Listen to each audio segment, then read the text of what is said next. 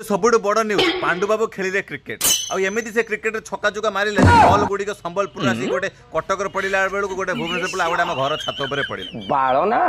कोई सेंस है इस बात की? केवल एति नुह प्रथम थर देखिली कि क्रिकेट मैच खेल समय कि कीपर जगह स्लीप जगह कैमरामैन फील्डिंग कर केवल एति नुह सामने मुझे देखिली खाली कैमरा ही कैमरा रे भाई Sachin Tendulkar Indian cricket team वाला खेलला बेले भी एति कैमरा सामने लागुन तो माने फिल्डर जी नुह ताठू अधिक लगे कैमरामैन तल कैमरा न ऊपर मत ड्रोन उड़ सब कैमरा वाला खर्च आम ओडिशा राजकोष खर्च कर गोटे आश्चर्य देखिली कि पांडु बाबू खेलुंट जो धड़ा टेनिस बॉल जो टेनिस बॉल गुड़ी आम गाँ गल छुआ बिना पेंट पिंधिकी खेली पकाते कि पांडु बाबू हाथ में ग्लोव्स पिंधिकी बाप छक्का हो